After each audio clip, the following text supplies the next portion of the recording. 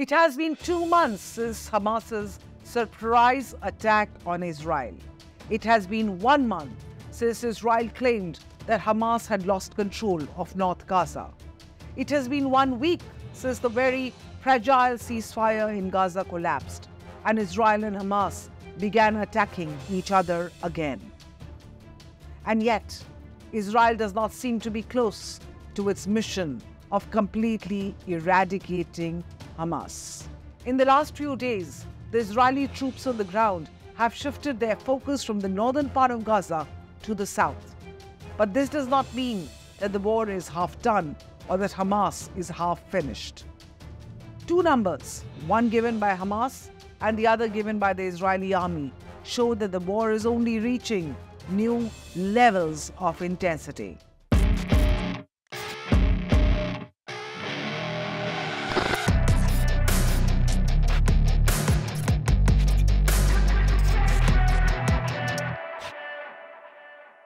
On December 7th, Abu Obaida, the spokesperson of Hamas's military wing, put out a statement with some data.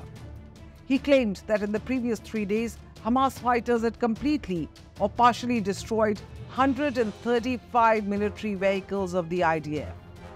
Obaida claimed that during those 3 days, the Qassam Brigades had killed or injured dozens of Israeli soldiers. It's difficult to verify these numbers, but Israel has admitted several casualties over these 3 days. On December 5th, the IDF said that 4 soldiers died. On December 6th, another 4 soldiers died. And on December 7th, 4 more Israeli soldiers were killed, this according to the IDF. Now all this shows that the intensity of the fighting is not reducing. The IDF admitted as much when on December 5, General Yaro Finkelman said that it was the most intense day of fighting since the ground operations began. The same day, a Guardian report said that heavy clashes were occurring at key urban spots in North Gaza. These included the Jabaliya refugee camp and Shujaiya, which lies east of Gaza City.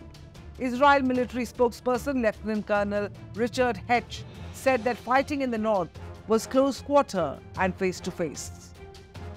This even after a month of Israel claiming that Hamas had lost control of the north. Another sign that all is not well for the IDF in the north is the situation in Jabaliya. Just a few days ago, the Israel military said that it had completed encirclement of Jabaliya. But the IDF had made claims of surrounding Jabaliya earlier in the war too. What might have helped Hamas and hurt Israel's progress so far is the week-long ceasefire. It might have allowed Hamas to regroup, learn from what happened in the war until then, and devise new strategies. The break from fighting would have dissipated the pressure that Israel was able to create, first with relentless aerial attacks and then the ground invasion.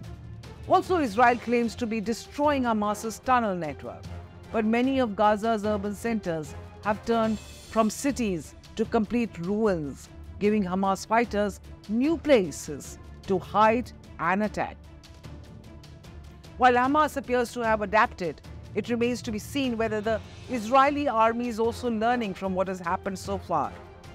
Like the Russia-Ukraine conflict, this war seems set for the long haul.